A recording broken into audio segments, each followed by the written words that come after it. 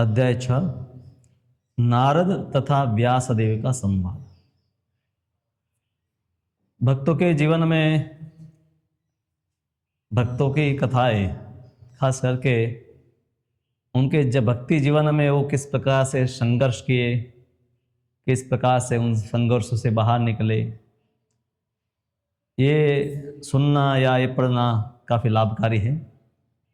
हमारे गुरु महाराज ने भी रसिकानंद ठाकुर और वंशीदास बाबा जी और भक्ति सिद्धांत वैभव भक्ति सिद्धांत महाराज के ऊपर और श्रील प्रभुपाद के ऊपर जय श्रील प्रभुपाद ग्रंथ लिखे हैं। जितना भगवान का गुणगान करना आवश्यक है, उतना ही भगवान के भक्तों का गुणगान जो है वो लाभकारी होता है। तो सुत गोस्वामी जो है, जब संक्षिप्त में कथा सुनी, नारद जी ने अपने बारे में व्यासदेव को बताया तो विस्तार से जानना चाहते थे। तो सुत कहते हैं, हे ब्राह्मणों, इस तरह नारद के जन्म तथा कार्यकलापों के विषय में सब कुछ सुन लेने के बाद ईश्वर के अवतार तथा सत्यवती के पुत्र श्री व्यासदेव ने इस प्रकार पूछा।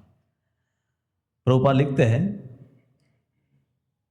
कि अब नारद आगे बताएंगे कि कैसे भगवान के विरह में उनकी भक्ति बढ़ती है और भगवान ने क्यों उनको अल्प काल के लिए ही दर्शन दिए। कोई भी व्यक्ति अपनी कथा बताना शुरू करता है और अगर ऐसे एक क्लाइमेक्स पर आ जाए तो फिर लोग जो कहानियां काल्पनिक भी होती है उसका भी एंड जानना चाहते हैं, बाद में क्या हुआ था। हालांकि ऐसी कोई घटना हुई ही नहीं है। सीरियल वगैरह जो टीवी पर चलते हैं इसी पर चलती है। अंत में अंतिम कुछ सेकंड में ऐसी वस्तु दिखा देंगे, आपको उत्कंठा होगी कि आगे क्या होगा। तो व्यासदेव प्रश्न करते हैं नारद जी से कि आपने उन साधुओं के चले जाने के बाद क्या किया, आपने इस शरीर का त्याग कैसे किया और आपकी स्मृति कैसे बनी रही। प्रायः किसी का भी स्मृति एक जीवन को छोड़ने के बाद दूसरे जीवन में नहीं रहती है। और व्यासदेव यहां कहते हैं विज्ञान आदृष्टि भी, तो उस अध्यात्म विज्ञान को जानने वाले जो है मुनियों ने, तो जो आपको ज्ञान प्रदान किया था उनके बारे में आप बताइए कि फिर उनके जाने के बाद उनकी शिक्षाओं को कैसे आपने समझा, कैसे उतारा। प्रभुपाद लिखते हैं कि आध्यात्मिक गुरु से पूछने की आकांक्षा प्रगति पथ पर बढ़ने के लिए आवश्यक है।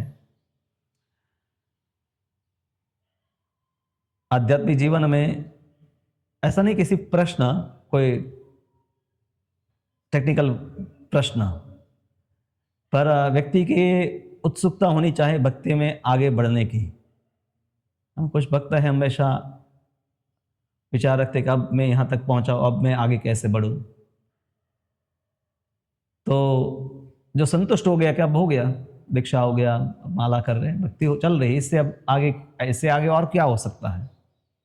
ठीक है, ब्राह्मण दीक्षा में नहीं लेनी है, इसके अलावा इसको में आगे कुछ होगा शायद नहीं, तो इससे आगे भी है। तो इसी को कहते हैं सद्धर्म पृच्छा। रूप गोस्वामी बताया है कि सद्धर्म पृच्छा, धर्म के बारे में पूछना।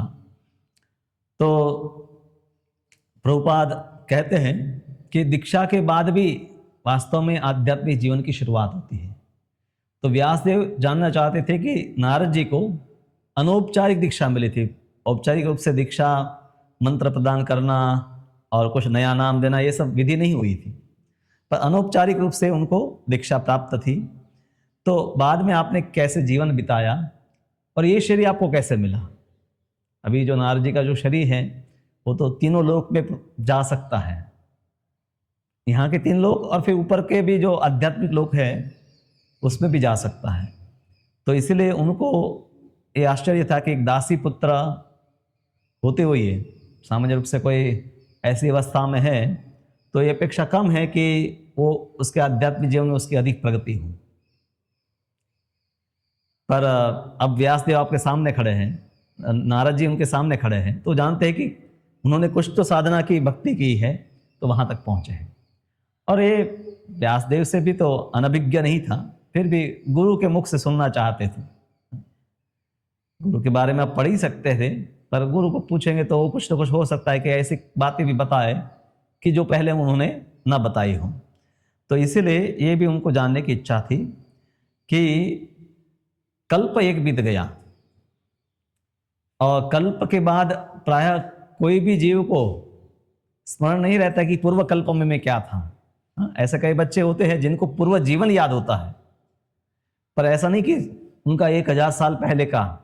ऐसे कई बच्चे हैं कि अपने एक इमीडिएट पूर्व जीवन में क्या थे वो बताए। ऐसे भारत में भी कई केस है कि छोटे बच्चों में उनकी पूर्व जीवन की यादें होती है, वो जाकर फिर बताते हैं कि इस गांव में मेरा घर है, फिर वहां जाकर सबको पहचाना कि ये मेरी पत्नी है। 7-8 साल के बालक, एक मेरी पत्नी है, इसका नाम ये था, और कई घर की गुह्य बातें भी बताते हैं। तो ऐसे कई केस हुए, पर यहाँ पर तो ब्रह्मा जी का पूरा दिन बीत गया और उसके बाद भी नारद जी को अपना पूर्व जीवन याद था। तो आपकी स्मृति कैसे बनी रही वो हम जानना चाहते हैं। तो नारद जी बताना शुरू करते हैं कि महर्षियों ने मुझे आध्यात्मिक ज्ञान प्रदान किया, चतुर्मास के लिए आए थे और वो अन्य स्थानों पर चले गए। ये एक बहुत बड़ा फर्क है। आज के समय में तो गुरु बारंबार आते हैं, तो पूर्व काल में ऐसा नहीं था। गुरु अगर आपको मिले भी, दीक्षा हो गए, शायद जीवन में दूसरी बार मिलना भी ना हो। पद यात्राएं होती थी। चैतन्य महाप्रभु ईश्वरपुरी को एक पूर्व में एक बार जब वो नवद्वीप आए थे तब मिले थे, और दूसरी बार गया में जाकर ईश्वरपुरी को मिले। फिर वर्णन नहीं आता है कि इवन संन्यास के बाद भी अगले 24 साल में वो ईश्वरपुरी को कभी मिले हो, या इसी प्रकार से शंकराचार्य, मध्वाचार्य, वल्लभाचार्य इत्यादि सब भ्रमणशील सन्यासी या साधु भ्रमण करते थे। एक गांव में गया, कुछ दिन रुके, कुछ लोग तैयार हो गए दीक्षा लेने के लिए, उनको दीक्षा दिया और जीवन भर व्रत का पालन करते थे। कलयुग में बहुत कठिन है कि एक बार अगर गुरु आज उपदेश देकर चला जाए और व्यक्ति जीवन भर साधना करता है। यहाँ फॉलोअप बहुत करना पड़ता है, फोन करना पड़ता है, मैसेज करना पड़ता है, घर पर जाना पड़ता है। तो ये जब साधु थे वो तो विशेष, उनको कोई ऐसा नहीं कि नारद अब ये हमारा शिष्य बन गया तो साधु है तो उपदेश दे दिया जो भी, और विशेष भी उपदेश ऐसा नहीं कि उनके लिए आए थे। ऐसा लगता है कि उस गांव में या जहां पर रहते होंगे तो ऐसे कई धनवान लोग होते हैं, साधु को अपने घर पर आमंत्रित करते हैं चतुर्मास में, या ब्राह्मण या ऐसे वैश्य भी होते हैं या क्षत्रिय भी, कि आप 4 महीने यहीं रहिए, हमें सत्संग का लाभ मिलेगा। और फिर नारद मुनि की माता है, उनको सेवा में रखा था, दासी थी, तो कहा भाई साधु की सेवा तुम्हें करनी, उनके लिए पानी भर कर लाना है, साफ सफाई करनी है, या उनको अगर कोई रसोई पकानी है तो उनके लिए जो भी अन्न इत्यादि प्रदान करना है। तो घर का जो काम है वो घरेलू काम करती थी। और नारद भी, माता है, 5 साल का बालक है तो क्या करेगा, जो भी माँ काम करे वहीं पर वो रहेगा।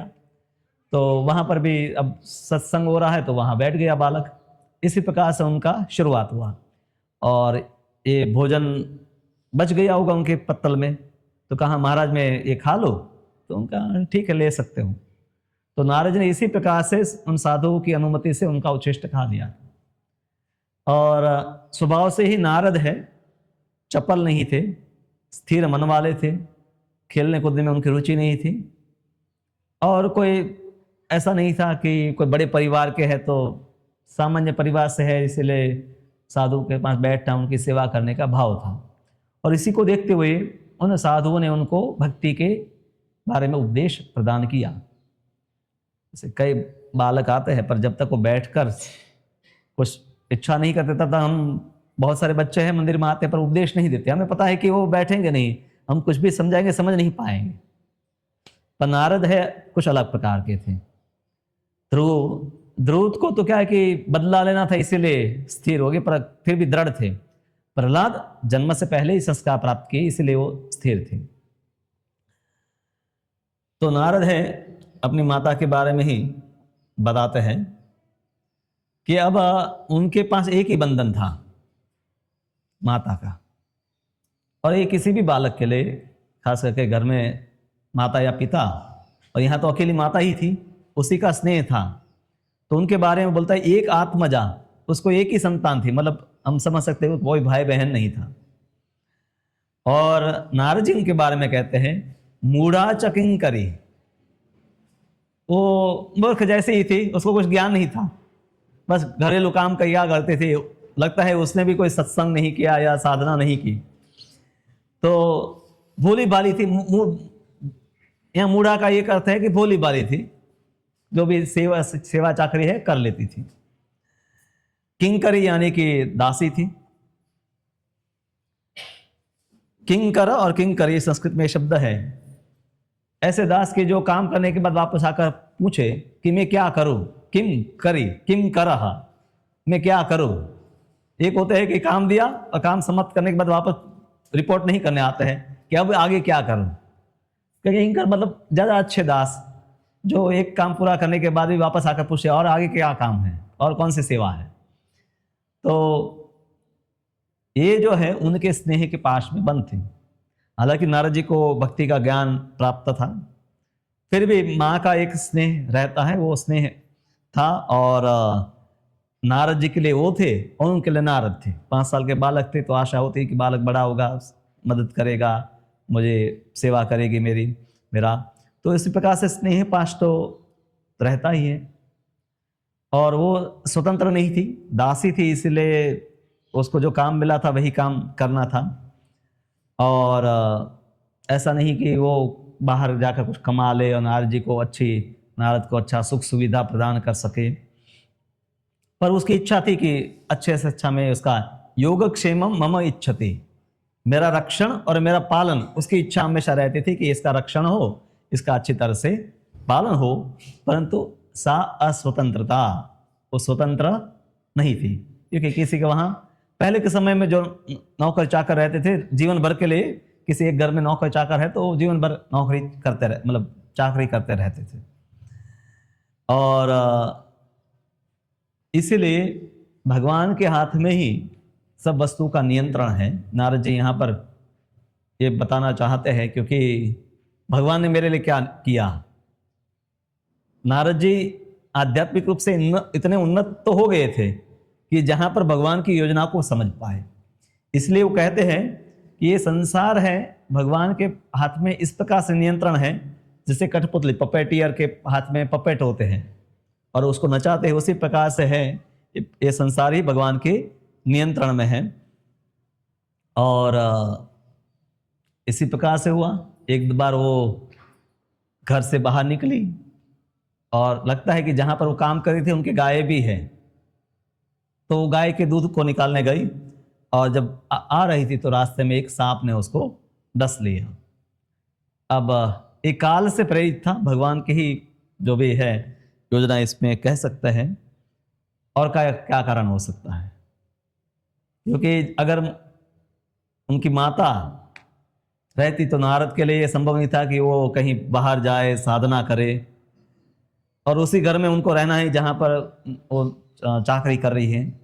तो नारद जी ने समझा कि यही भगवान की कोई इच्छा है। प्रभुपाद लिखते हैं एक सत्यनिष्ठ आत्मा को ईश्वर के पास खींच लाने की यह विधि है।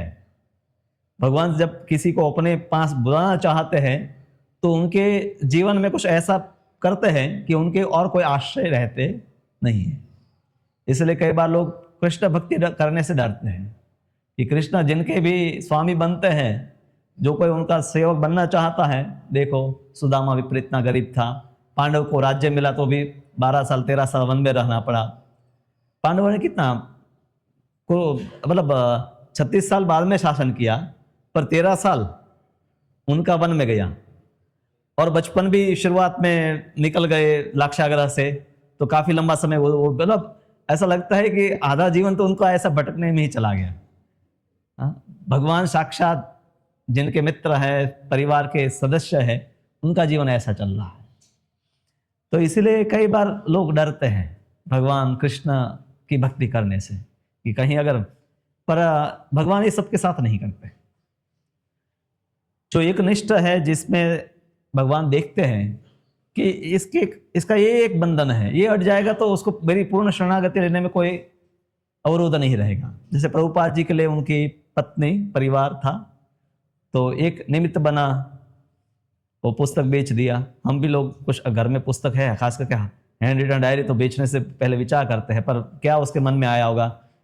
और चाय की पत्ती खरीदने के लिए पहले के समय में ऐसा था कि लोग है कुछ वस्तुएं लेकर आपको कुछ वस्तुएं देते थे।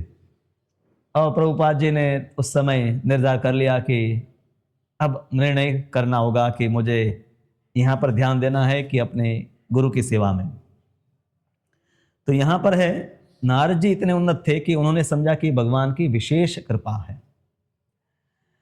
हमारे जीवन में भगवान की कई प्रकार की कृपा हो चुकी है, पर खास करके भक्तों के साथ हम जब रहते हैं तो आने वाले कई प्रकार के हमारे साथ व्यवहार होते हैं, कई बार ठीक से व्यवहार नहीं होते हैं, तो हम इसको समझ लेते हैं कि अब तो मैं अच्छा भक्त हो, सब लोग मेरे साथ अच्छा ही व्यवहार करना चाहे, ऐसा क्यों हो रहा है।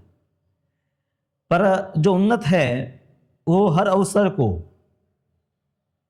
इस प्रकार से देखता है कि शायद ये व्यक्ति को कुछ दुर्व्यवहार कर रहा है, तो मेरे में अभी भी शुद्धिकरण की कमी है।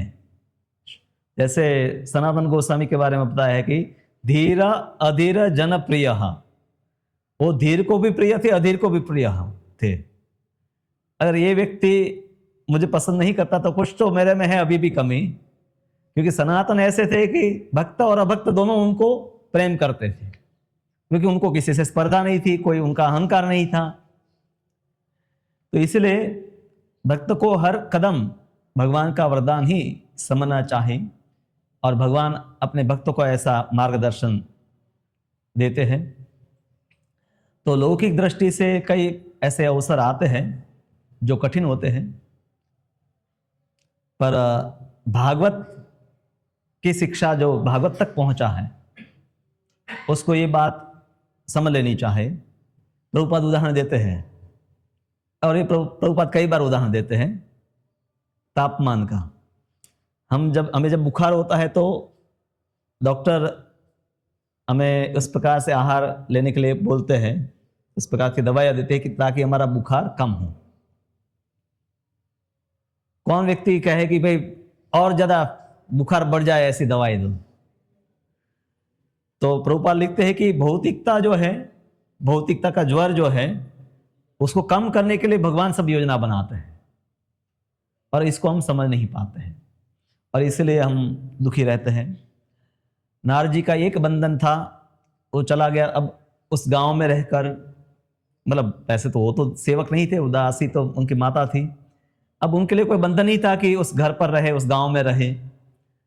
और साधु हमेशा ऐसे स्थान पर उसको रहना चाहिए कि जहां पर उसका भजन अच्छी तरह से हो।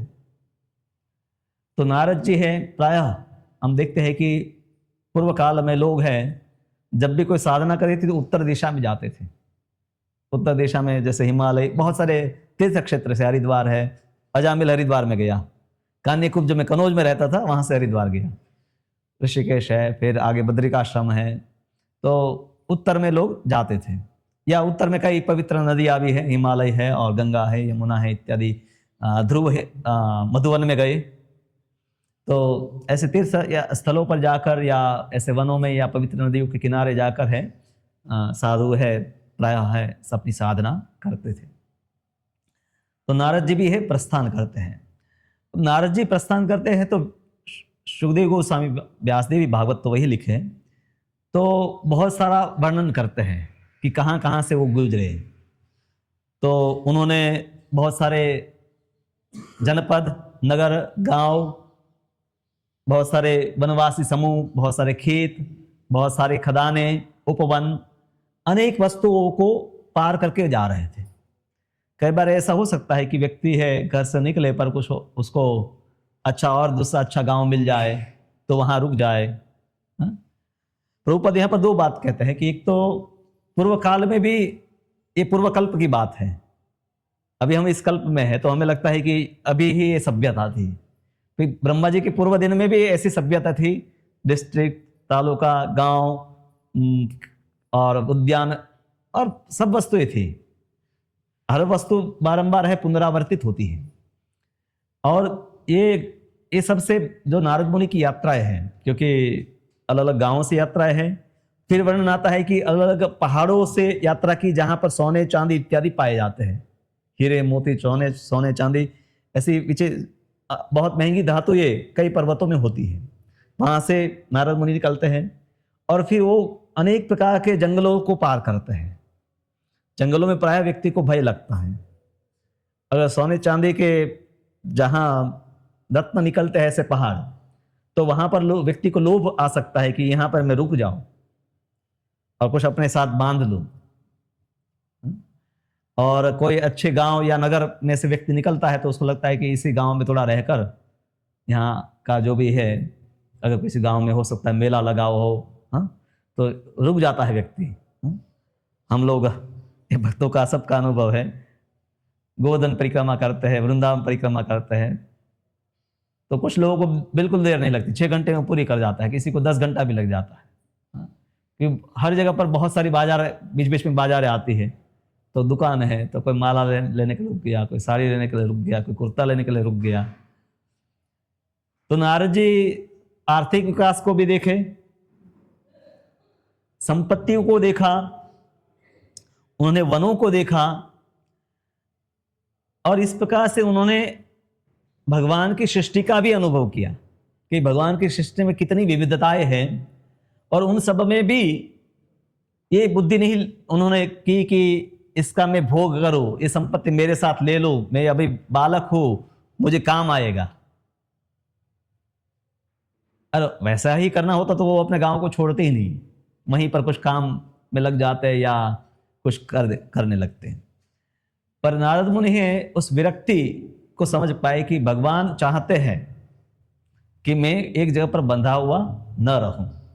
अगर भगवान चाहते तो मेरी माँ को जीवित रखते, पर भगवान ने इसी उम्र में मेरी माँ को मेरे से ले लिया है, तो यही प्रेरणा भगवान दे रहे हैं कि तुम इस जगह को छोड़ो, इस आश्रय को छोड़ो और मुझे प्राप्त करने के लिए निकल जाओ। तो यहां पर है, प्रभुपाद लिखते हैं कि भगवान की सृष्टि की विविधता का अनुभव करे, ईश्वर के प्रति श्रद्धावान बने, मन में दृढ़ता लाए तथा साथ ही साथ लोगों को ईश्वर के संदेश से प्रबोधित कराए। तो एक साधु का कार्य है कि भ्रमण करे और सृष्टि में जो भी वस्तुएं हैं उसमें भगवान का दर्शन करे, जो भी लोग हैं उनको मिले, उनको उपदेश दे। और यही कार्य परिव्राजक आचार्य का होता है। परि मतलब सब जगह, व्रज यानी कि भ्रमण करना, परिव्राजक। तो प्रभुपाद जी को हम कहते परिव्राजकाचार्य, परिभ्रमण करने वाले। सन्यासी में अलग अलग प्रकार के सन्यासी होते हैं। एक क्षेत्र में रहकर ही सन्यास लेकर रहते हैं, क्षेत्र सन्यासी होते हैं, या कोई एक तीर्थ में या रहते हैं। बहुधा कुटीचक, कुटी जगह बनाकर रहते हैं, या अलग अलग तीर्थों में भ्रमण करते रहते हैं। परिव्राजक है, खास करके भ्रमण करते हुए लोगों को प्रचार करते हैं। और परमहंस, जिनको फिर संसार से भी कुछ लेना देना नहीं है, तो अवधूत की भांति भ्रमण करते हैं। तो सन्यासी में भी अलग अलग प्रकार के सन्यासी होते हैं। तो नारद हालांकि सन्यास लिए नहीं थे, पर परिव्राजक की तरह ही उनका जीवन। अब चैतन्य महाप्रभु वो भी सन्यास लेकर वृंदावन जाना चाहते थे, पर उनकी माता और भक्तों का ये प्रार्थना था कि चैतन्य महाप्रभु वृंदावन दूर पड़ेगा, और मायापुर से, नवद्वीप से बंगाल जो है वहाँ से उड़ीसा नज़दीक है, और रथ यात्रा में प्रायः जो बंगाली लोग हैं रथ यात्रा में जाया करते थे, और चतुर्मास में भी कई लोग जाया करते थे। तो आप वहाँ पर रहेंगे तो हमें समाचार मिलता रहेगा, हम लोग भी रथ यात्रा में हर साल आएंगे। वृंदावन काफ़ी दूर है तो वहाँ आना जाना कम हो पाएगा। तो चैतन्य महाप्रभु भी है संन्यास लिए, पर चैतन्य महाप्रभु ने संन्यास नाम ग्रहण नहीं किया था। चैतन्य महाप्रभु का जो ब्रह्मचारी नाम है कृष्ण चैतन्य।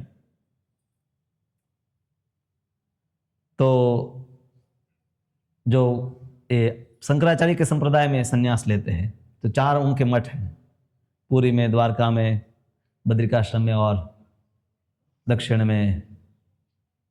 तो 4 वेद के अनुसार 4 मठ बनाए, और वहाँ पर अलग अलग जगह पर संन्यास लेते तो उनके नाम के पीछे अलग टाइटल भी लगते हैं। जैसे उन्होंने भारती, केशव भारती से संन्यास लिया तो उनके नाम में भी भारती शब्द लगना चाहिए था। मतलब ब्रह्मचारी नाम बदल करके उनको और कोई नया नाम दिया जाता और उसमें भारती शब्द लिखा जाता। भारती, गिरि, अरण्य, तीर्थ, और उसमें सरस्वती टाइटल जो है सबसे ज़्यादा सम्मानीय गिना जाता है, जैसे प्रकाशानंद सरस्वती। तो 10 नामी सन्यासी इसको कहते हैं, जो शंकर संप्रदाय में किया जाता है। और वैष्णव 108 अलग अलग जो टाइटल है उसमें से कोई एक टाइटल ग्रहण करते हैं। तो हम देखें कि रामानुजाचार्य है, उसमें हम, क्योंकि हालांकि शुरुआत में उनके गुरु जो है वो निराकारवादी शंकर संप्रदाय के ही रहे, बाद में उन्होंने वैष्णव गुरु से भी दीक्षा ली। पहले तो गृहस्थ थे। मध्वाचार्य भी अच्युत प्रेक्षक से जब संन्यास ग्रहण किया, अच्युत प्रेक्षक भी उस समय मायावादी सन्यासी ही थे, क्योंकि इतना उसका प्रबल प्रचार था कि जो वैष्णव थे वो भी बाह्य रूप से मायावादी की तरह ही रहते थे। तो अच्युत प्रेक्षक बाद में वैष्णव, जब मध्वाचार्य जब है वैष्णव धर्म का प्रचार करने लगे, तब फिर गुरु और शिष्य की बात होती है और फिर वो वैष्णव मत को अनुमोदन देते हैं। और इसी प्रकार से रामानुजाचार्य अपने गुरु जो यादव प्रकाश है, जिनको एवं रामानुज को मारने के लिए भी योजना भी बनाते हैं, वो बाद में भी वैष्णव बनते हैं। तो ये अलग अलग प्रकार के इतिहास है। तो नारद जी है, वहाँ से भ्रमण करते करते पहुँच जाते हैं, कई जगह पर भ्रमण करते हैं, और एक जगह पर वो पहुँचे जहाँ पीपल का बड़ा वृक्ष था। पीपल या अश्वत्थ, वट वृक्ष या आंवला, ये सब पेड़ पवित्र गिने गए हैं। इनके सामान्य कई लाभ है, प्रशास्त्रों में भी इनको पवित्र वृक्ष माना गया है। इसीलिए प्रायः जहाँ पर मंदिर होते हैं वहाँ पीपल या वट वृक्ष इत्यादि होता है। और कर्मकांड में लोग इन वृक्षों की पूजा करके कई प्रकार के पुण्य बताए गए कि इस वृक्ष को जल देना या इसकी पूजा करने से कई लाभ बताए गए हैं। तो लोग उस प्रकार से भी इन पेड़ों को पूजते हैं और उससे कई प्रकार के आयुर्वेद में भी लाभ बताए हैं, पर वैष्णव को उससे ज़्यादा कोई लेना देना नहीं कि उससे पुण्य प्राप्त करना है। तो नारद जी है, लगता है कि अब उनका जीवन भिक्षा के ऊपर ही चल रहा था, क्योंकि साथ में तो कुछ था नहीं, तो अलग अलग गांव में जाकर कुछ भिक्षा मांग कर जीवन जी लेते थे। प्रभुपाद जी कहते हैं यही परिव्राजक जो है उसका जीवन होना चाहिए कि वो अपनी कोई अलग से व्यवस्था ना करे। उस बहाने वो गृहस्थों के पास जाएगा और जाएगा तो कुछ उपदेश देगा। शायद ऐसा इस्कॉन में भी कर देते तो सभी हर रोज साधु जब है कोई ना कोई गृहस्थों के घर पर दिन में 2 बार 3 बार तो जाना ही पड़ेगा उनको प्रचार करने के लिए। अभी मंदिर में प्रसाद बन जाता है तो हम नहीं गए तो भी प्रसाद मिल जाता है। अब प्रभुपाद ने उसको दूसरा तरीके से बनाया कि क्योंकि आज के समय में लोग सात्विक भोजन नहीं करते हैं, तो साधु को भी सात्विक भिक्षा नहीं दे पाएंगे, तो इसलिए पुस्तक वितरण करो। वो एक भिक्षाटन जैसा ही है कि आप घर घर जाओ और लोगों को पुस्तक बांटो। अभी भी कुछ जैसे जैन इत्यादि में लोग, वो जहाँ पर जैन समुदाय रहता है वहीं पर उनके साधु रहते हैं, तो कुछ लोग अभी भी उसमें भिक्षा मांगते हैं, भोजन नहीं बनाते, भिक्षा से ही जीवन चलाते हैं। पर ये सभी जगह यही व्यवस्था थी। तो प्रकृति के उपहार पर और वन में जो भ्रमण करते हैं वो कंदमूल फल इत्यादि ग्रहण करते हैं। तो नारद मुनि ने, यह नारद मुनि नहीं, नारद बालक, उन्होंने जो भी उपदेश सुने थे उनको पता था कि कैसे भगवान को प्राप्त करने के लिए उनका ध्यान, उनका चिंतन मनन इत्यादि करना है। तो एक पीपल के वृक्ष को देखा और वहां पर ये निर्जन वन था, निर्मनुजे, यानी कि कोई वहां दूसरे मनुष्य नहीं थे। ऐसे अरण्य में पहुंच गए। पिप्पल उपस्थे, तो पिप्पल के वृक्ष के नीचे बैठ गई। स्नान पहले सरोवर में कर लिया, तो शरीर को शुद्ध किया, मन को शुद्ध किया, प्राणायाम इत्यादि से मन शुद्ध होता है। तो शरीर और मन को शुद्ध करके भगवान का ध्यान करने लगे, अपने अंतःकरण में स्थित परमात्मा का ध्यान करने लगे, जैसे उन्होंने सुना था। यथाश्रुतम। प्रभुपाद लिखते हैं कि व्यक्ति को ध्यान इसी प्रकार से करना चाहे जिस प्रकार से आचार्यों ने बताया है। यथाश्रुतम मतलब जैसे उन्होंने भक्ति वेदांतों से सुना था। आज के समय में लोग ध्यान जो है अपने मन के अनुसार करते हैं। प्राय आंखें बंद करके लोग विचार मुक्त होने का प्रयास करते हैं। विपासना में लोग जाते हैं, 10 दिन मौन रहना, कोई बात नहीं, कोई फोन नहीं। अब कोई भी व्यक्ति है जो व्यस्त जीवन जीता है, अब वो शांति से एक दिन भी बैठेगा तो कुछ अच्छी तो अनुभूति होगी ही, पर सात्विक जीवन की अनुभूति और आध्यात्मिक जीवन की अनुभूति दोनों में अंतर है।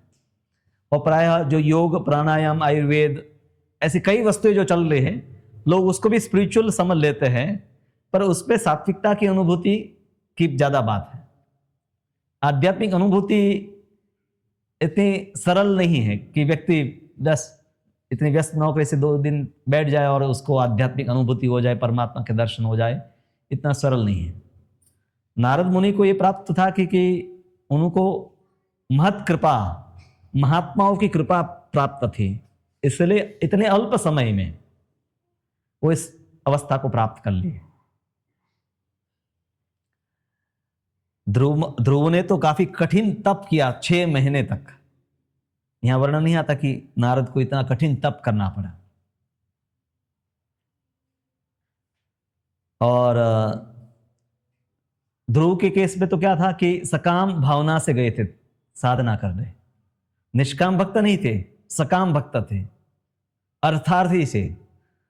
पर अर्थ की कामना इतनी प्रबल थी कि उन्होंने साधना तीव्र की।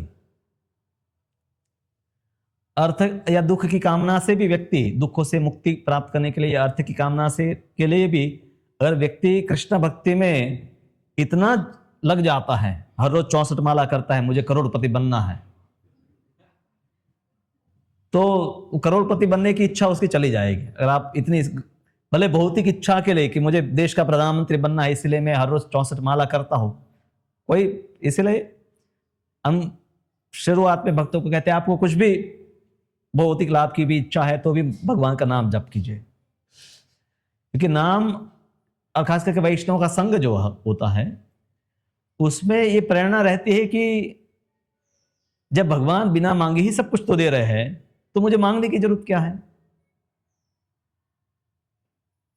जब भक्तों के साथ रहता है तो देखा कि यहां पर समय होता है तो भोजन मिल जाता है, सब कुछ तो व्यवस्था हो रही है, तो मांगने की जरूरत मुझे क्या है। हाँ, जैसे हम लोग आश्रम में रहते तो भगवान राधा श्याम सुंदर के पास जाकर तो कुछ मांगने की जरूरत रहती नहीं है कि भगवान दवाइयों का क्या होगा, भोजन का क्या होगा। भगवान भक्तों की कृपा से सब वस्तु है तो, और देखते नहीं कि दूसरे वैष्णव भी ऐसा कुछ मांग रहे हैं। हमेशा भक्ति में जिस जिस प्रकार के लोगों के साथ आप रहते हैं उसी प्रकार की प्रेरणा आपको मिलती है। आप सेवा करने वाले भक्तों के साथ रहेंगे तो आपको सेवा करने की प्रेरणा मिलेगी। हाँ? पढ़ने वाले जो भक्त हैं उनके साथ थोड़ा संग करते तो आपको भी लगता है कि चलो मुझे भी पढ़ना है। कोई भक्त है एकादशी के दिन 64 माला करता है, उसके साथ आप बैठेंगे उठेंगे तो आपको लगेगा चलो मैं भी एक दिन कर लेता हूं। जो भक्त एकादशी में पूरा उपवास करते हैं उनके साथ रहेंगे तो आपको भी प्रेरणा होगी कि मुझे भी करना चाहिए ऐसा। पर जो एकादशी में पूरी फिस्ट खाते हैं तो उनके साथ रहकर वही प्रेरणा देंगे कि भाई एकादशी है पर भगवान का प्रसाद है, खाओ, प्रसाद लो और सेवा करो। तो आपको भी लगा कि ठीक है, भक्ति करने का यही तरीका है। और इसीलिए व्यक्ति को अपने समकक्ष भक्त, क्योंकि ज्यादातर व्यक्ति अपने समकक्ष भक्तों के से घिरा हुआ रहता है, जो हमारे से 2-5 साल आगे पीछे है, हमारे जैसे ही भक्ति करते हैं। पर समय समय पर उनको उन्नत भक्तों का संग करना चाहे, विशेष रूप से सन्यासी, परिव्राजक जो है, तो उससे संसार से अनासक्ति होने की संभावना रहती है उनके जीवन। इसलिए गुरु महाराज जो है श्रवण कीर्तन शिविर करते हैं कि शिष्यों को कम से कम अवसर मिले 3-4 दिन गुरु महाराज के साथ बिताने का, तो उनके जीवन से प्रेरणा उनको मिले कि हमें इस प्रकार से भक्ति में जीवन बनाना है। तो इसलिए व्यक्ति को जब भी चाहे कोई सन्यासी आए, गुरु हो या ना हो, पर उनके संग का लाभ लेना चाहे। हमारे से भक्ति में जो भी श्रेष्ठ है उनके संग से हमें लाभ ही मिलेगा, हमें अधिक भक्ति करने की प्रेरणा मिलेगी। हमारे से जो कमजोर है उनके संग में तो हमें यही रहेगा कि मैं बहुत कुछ कर रहा हूं, शायद मैं ज्यादा कर रहा हूं, थोड़ा ब्रेक लगाने की जरूरत है। और समकक्ष है उसमें यही रहता है, एक दूसरे के साथ तुलना करते रहते हैं, कहीं ये मेरे से आगे न निकल जाए, ईर्ष्या की भावना रहती है। इवन यही उपदेश ध्रुव को उनकी माता भी सुनीति बोलते हैं कि 3 प्रकार के व्यवहार है। व्यक्ति सामान्य रूप से अपने श्रेष्ठ जो है उनसे लगता है कि जो श्रेष्ठ है वो अहंकार करता है कि दूसरों को देख करके मैं बड़ा हूँ। समकक्ष है उसमें व्यक्ति की स्पर्धा की भावना रहती है, और अपने से कोई श्रेष्ठ है तो व्यक्ति उसकी ईर्ष्या करता है। तो उससे व्यक्ति को मुक्त होना चाहे, क्योंकि यहाँ पर ध्रुव अपनी माता से सुन रहे कि उसको जो उनका भाई उत्तर है उसको अच्छा स्थान प्राप्त है तो उसकी ईर्ष्या मत करे, पर स्वयं उसके लिए योग्य बने, स्वयं उसके लिए योग्य बने। और अगर योग्य बन जाता है तो उसको अहंकार नहीं करना चाहे। तो नारद जो है इसी प्रकार से जो सुना था उसी प्रकार से है ध्यान करने लगे। चरण अंबोजम भाव निर्जित चेतसा, बहुत महत्वपूर्ण शब्द है, भाव निर्जित चेतसा। उनकी चेतना, चेतना किसको हम कहते हैं? आत्मा है और चेतना है, इसमें क्या अंतर है?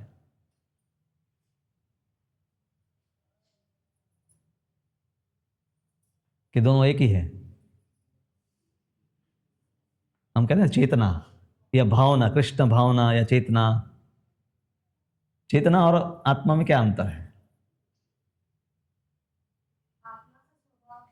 आत्मा का स्वभाव है चेतना, सरल।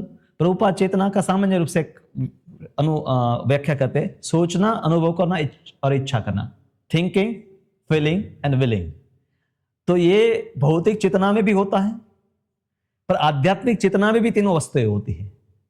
कोई ब्रह्मभूत के अवस्था में वहां पर भी थिंकिंग, फीलिंग और विलिंग ये तीनों होता है, क्योंकि आत्मा कोई जड़ वस्तु नहीं कि वहां पर विचार करना, अनुभव करना, इच्छाएं नहीं रहती है, पर वो आध्यात्मिक होती है।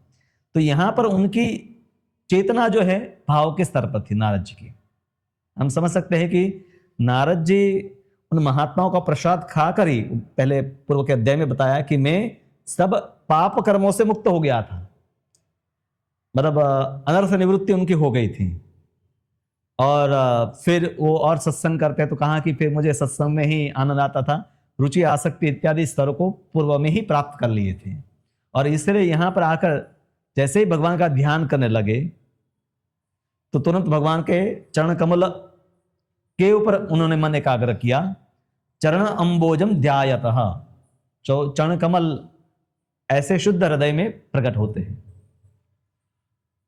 ब्रह्म संहिता में जैसे वर्णन है कि संतः सदैव हृदयेषु विलोकयन्ति। संत अपने, तो वहां हृदय क्या है? हम कहते हैं संत अपने हृदय में भगवान के दर्शन करते हैं, तो ये हार्ट, ये तो स्थूल है, उसमें खून है और उसके अलावा कुछ नहीं है। आत्मा का स्थान है, पर वो भौतिक स्थान तो नहीं है कि जहां पर हम उसको देख सके। तो भक्त की शुद्ध चेतना है, वही उनका हृदय है, जिसमें हम कहते हैं कि भक्त अपने हृदय में भगवान का दर्शन करता है। तो सूर्य जैसे है तो उसका प्रकाश है, उसी प्रकार से आत्मा का प्रकाश है, वही उसकी चेतना है। वर्तमान में जो चेतना है वो कैसी है? दूषित चेतना है। इसके लिए भागवत में बहुत सरल उदाहरण दिया गया है कि चंद्रमा प्रकाशित होता है तब उसका प्रतिबिंब जल में गिरता है। प्रतिबिंब हिलता है पर चंद्रमा हिलता है, प्रतिबिंब विकृत हो जाता है पर चंद्रमा विकृत नहीं होता है।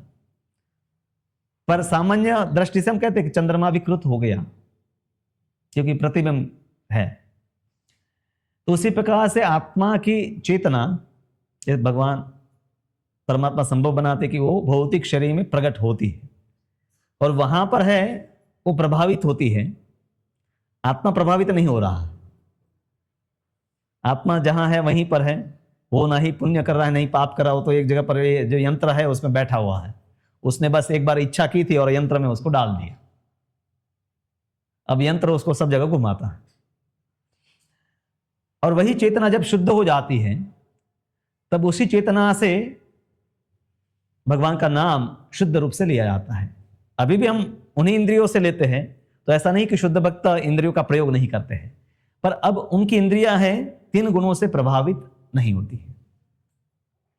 जीवा उनकी वही रहती है, कान उनके यही रहते हैं, और जब वो नाम लेते हैं तब हम कहते हैं वो शुद्ध नाम है, और अब हम जब नाम लेते हैं हम कहते हैं ये अशुद्ध नाम है, अपराध युक्त नाम है, नामाभास है। तो भाव अवस्था जो है, कौन भाव की अवस्था को प्राप्त करना चाहते हैं? आप कहेंगे भैया तो इस्कॉन में तो साधना से हम आगे ही नहीं बढ़ रहे हैं। तो भाव में 8 वस्तुएं बताई गई, आप इसका अभ्यास करें। पहला है शांति, टॉलरेंस, सहनशीलता। दूसरा है अव्यर्थ कालत्वम, कहीं भी समय की बर्बादी नहीं करना। अगर हम कर रहे हैं तो हम भाव के स्तर पर नहीं है, और हमें भाव के स्तर पर आना है तो ये इसके पर काम करना होगा। विरक्ति, भौतिक वस्तुओं में आसक्ति नहीं। मान शून्यता, मान की इच्छा नहीं करना। आशाबंध, भगवान के ऊपर पूरी आशा होना कि भगवान मेरा रक्षण करेंगे, मेरा पालन करेंगे, पूर्ण रूप से विश्वास होना। समुत्कंठा, उत्कंठा भगवान की भक्ति या सेवा करने के लिए। नाम गाने सदा रुचि, भगवान के नाम लेने में रुचि। आसक्ति तद गुणाख्याने, उनके गुणगान करने में आसक्ति। प्रीति तद वसति स्थले, भगवान के धाम में निवास करने के लिए, या जहां पर भी भगवान का मंदिर है, भक्त है, ऐसे स्थानों में रहने में आसक्ति। तो ये जो 8 लक्षण बताए गए हैं, इत्यादयो अनुभावा स्युः जात भावांकुरे जने। तो जैसे व्यक्ति भाव के स्तर पर आता है तो ये 8 वस्तुएं प्रकट होने लगती है। और जो भी है भक्त, उनका विश्लेषण आप इन वस्तुओं से कर सकते हैं कि कितना समय वो भक्ति करता है, कितना समय नहीं करता है। वो ठंडी गर्मी इत्यादि से प्रभावित होकर विचलित हो जाती है उसकी भक्ति। ऐसा नहीं कि भक्त है तो उसको ठंडी गर्मी नहीं लगेगी, पर वो सहन करता है। अगर दुख आया तो भी उसके लिए कोई दुख से वो शोक नहीं मनाता है, और सुख मिल गया तो उससे हर्षित नहीं हो जाता है। मिल गया तो भी ठीक, नहीं मिल गया तो भी ठीक। एक दिन खाने के लिए मिष्ठान 56 भोग मिल गए, दूसरे दिन उपवास करना पड़े, दोनों के लिए वो इतना ही मन में प्रसन्नता है, ना ही दुख है ना ही विशेष प्रसन्नता है। मान शून्यता, मान की भावना रहती है हम सबकी, क्योंकि हम सबको लगता है कि मेरे पास कुछ विशेष वस्तुएं हैं, रूप है, धन है, शिक्षा है, तो इसीलिए लोग मुझे मान दे। पर जिस जीव को अनुभव हो गया कि भगवान ही तो सर्वोत्तम है, ऐश्वर्यों के स्वामी है, तो अपने लिए मान की आशा नहीं करता, बल्कि उसको कोई मान देता है तो उसको जैसे अपमान से किसी को कष्ट होता है ना, उसी प्रकार से कष्ट का अनुभव करता है। हाँ, कान बंद कर देता है। हाँ, जैसे चैतन्य महाप्रभु को कोई आकर कहता है कि आप ही नारायण है, तो तुरंत विष्णु विष्णु करके कान बंद कर देते थे। कोई भी भक्त, हम देखते हैं जब हरिदास ठाकुर सनातन गोस्वामी को मिलते हैं, एक बरस पर एक दूसरे की स्तुति करते हैं। ये भी वैष्णव में होना चाहिए कि ऐसा नहीं कि कोई भक्त को मान की इच्छा नहीं है, वो सहनशील है, तो हम उनको तकलीफें देते ही रहे, उनका अपमान करते ही रहे। वैष्णव में हमेशा एक दूसरे की स्तुति करना अच्छा ही है, बल्कि ये अभ्यास होना चाहिए। दोष का परिष्कार करना जो गुरु है, शिक्षा गुरु, दीक्षा गुरु, उनका कार्य है।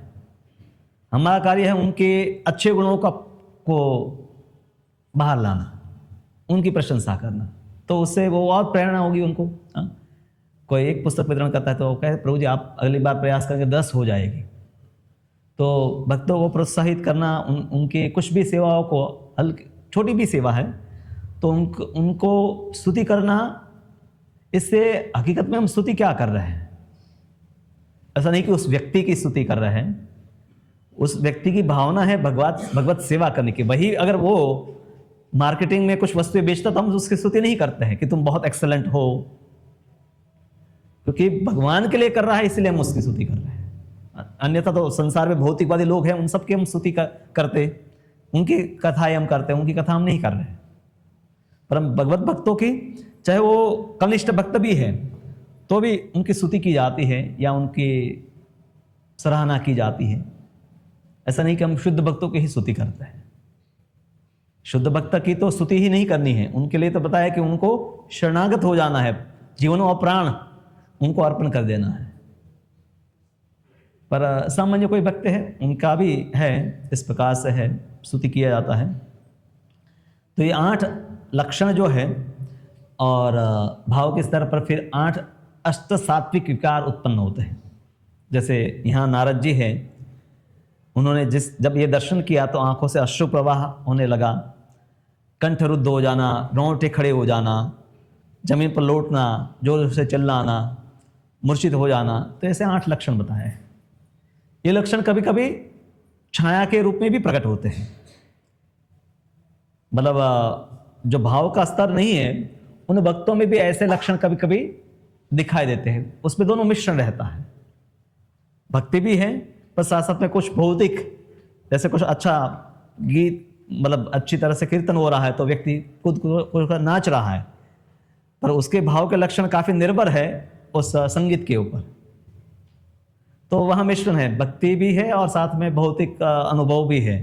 तो इसलिए भी कई बार उसके रोंगटे खड़े हो जाना इत्यादि होता है। पर बाकी सब लक्षण भी फिर दिखाई देंगे। ऐसा नहीं कि उसको रोंगटे खड़े हुए, गला कंठ रुद्ध हो गया, पर बाद में कीर्तन पूरा हुआ, फिर समय वो बर्बाद करना है। क्योंकि ये 8 के 8 लक्षण है, वहां पर दिखाई देंगे। खास करके अव्यर्थ कालत्वम एक बहुत महत्वपूर्ण है, कि जो बताता है कि वो 24 घंटे कृष्ण चेतना में रहता है, वो कभी भी समय का अपव्यय नहीं करता है। अभी भी जिसको हम ऐसे भक्त आपको दिखाई देंगे, मैं नहीं हूँ मैं खुद कहता हूँ कि मैं नहीं हूँ, पर एटलीस्ट मैं कई भक्तों को जानता हूँ कि कई सन्यासी और गुरु है कि जो 24 घंटे हम उनके कई दिन कई साथ बिताते हैं, पर हम देखते नहीं कि कहीं भी व्यर्थ उनका कहीं चेतना जाता है कि चलो अभी थोड़ा रिलैक्स हो जाते हैं, बहुत समय हो गया, थोड़ा अपनी इच्छा से कुछ खा ले बाहर जाकर, या कुछ एंजॉय कर ले, ओके लेटेस्ट चलो कुछ नई मूवी आई है जाकर देख ले। निरंतर भक्ति में लगे हैं। इसके बिना ये आंदोलन चलता इसी प्रकार से रहेगा। कुछ तो भक्त हमेशा इस संस्था में भी, इस आंदोलन में भी होंगे जो इस स्तर पर है। तो ऐसे भक्तों से हम सुनते हैं, उनका संग करते हैं, तो हमारी भी प्रेरणा बनती है, और कमजोर है उनसे हम भी कमजोर होते हैं। तो नारद मुनि हैं, उनको आह्लाद की अनुभूति हुई, अंग अंग पुलकित हो गए, आनंद के सागर में मग्न हो गया, और इतना आनंदित हो गया कि मैं अपने आप को और भगवान को देख ना सका। आंखों से अश्रु प्रवाह हो रहा है, आंखें बंद है, तो जैसे अश्रु प्रवाह हो रहा है तो वो भगवान जो उनकी चेतना में प्रकट हुए थे तो उसके दर्शन हुए, पर तुरंत है उस भावावेश में वो दर्शन है वो चले गए। प्रभुपाद लिखते हैं कि भगवान का दर्शन करने पर सारी इंद्रियां भगवान की सेवा करने के लिए पूरी तरह तत्पर हो उठती है, क्योंकि मुक्त अवस्था में इंद्रियां भगवान की सेवा करने में पूर्ण रूप से सक्षम होती है। तो 8 इंद्रियां जो ज्ञानेंद्रिय है, कान है, नाक है, जीव है, त्वचा है, आंखें है, मन, बुद्धि, अहंकार इत्यादि सब वस्तु, ये जो है मन, क्योंकि सब इंद्रियों का केंद्र 6 इंद्रियां, 8 तो तत्व है, 6 इंद्रियां, 6 की 6 इंद्रियां भगवान में पूर्ण रूप से सेवा कर पाती है। उसमें अभी अवरोध नहीं उत्पन्न होता। अभी हम भक्ति करते हैं, ये भगवान का ध्यान भी करें तो मन विचलित हो जाता है। आंखों से दर्शन करते हैं तो भी आंखें नजर इधर उधर हो जाती है। पर जब इंद्रिया शुद्ध है तो पूर्ण रूप से इंद्रिया वो सक्षम है भगवान को ग्रहण करने के लिए भी। अभी हमारी ये भौतिक इंद्रिया तो है, भौतिक वस्तु को भी ग्रहण करने के लिए सहारा लेना पड़ता है, चश्मा पहनना पड़ता है। पर अगर जिनकी इंद्रिया शुद्ध है, वो भक्त अंधा भी है, जैसे बिल्वमंगल ठाकुर और सूरदास जी, तो वहाँ पर वो भौतिक अंगों की कमियां हैं बीच में नहीं आती भगवान की अनुभव करने में, क्योंकि भगवान उस शुद्ध चेतना में प्रकट होते हैं जहाँ पर वो भगवान को सुन सकते हैं, देख सकते हैं, सुगंध ले सकते हैं। पांचों इंद्रियों का, छह की छह इंद्रियों का अनुभव होता है। कोई ऐसा नहीं कि वो उनकी आंखें नहीं थी सिर्फ सुन पाते थे, वहाँ कोई बाह्य इंद्रियों की मर्यादाओं का कोई रहता ही नहीं। अन्यथा बिल्वमंगल ठाकुर इतने सुंदर स्तुतियों में गोविंद दामोदर माधव इति और दूसरा उन्होंने सूत्र लिखा है कृष्ण करणामृत, और सूरदास जी ने लाखों की संख्या में भजन लिखे। तो एक अगर उस लीला के दर्शन नहीं है तो कैसे वो लिखते हैं? वो सुन भी रहे, देख भी रहे, सब प्रकार का अनुभव है उनका। तो नारद जी की जो अनुभूति है, हम ये समझ सकते हैं कि नारद जी भक्ति की शुद्ध अवस्था में पहुंच गए, क्योंकि ऐसी शुद्धि के बिना वो क्षण के लिए भी दर्शन संभव नहीं है। हाँ, कभी कभी कुछ लोग ऐसा अर्थ घटन करते हैं कि शायद नारद जी की कुछ भक्ति बाकी रह गई थी, इसलिए भगवान ने कहा कि थोड़ी भक्ति और कर लो फिर मैं दर्शन दूंगा। नहीं, विष्णुनाथ चक्रवर्ती ठाकुर इसमें विशेष रूप से लिखते हैं कि अगर कुछ भक्ति बाकी होती तो वो दर्शन भी नहीं होता। वहां उनकी भक्ति पूर्ण थी, पर भगवान उसको अब जैसे गन्ने का रस है, इतना मीठा नहीं है, पर उसकी शक्कर बना दे तो और मीठी हो जाएगी, घनीभूत हो जाएगी। तो भगवान भक्तों की भक्ति को और घनीभूत करने के लिए उनसे दूर हो जाते हैं। जैसे ब्रजवासियों से भगवान चले गए, रासलीला में भगवान अदृश्य हो गए, और बाद में पूरे ब्रज से ही भगवान दूर होकर मथुरा, बाद में द्वारका चले गए। तो इस प्रकार से आनंद की दिव्य स्थिति में पहुंच गए। और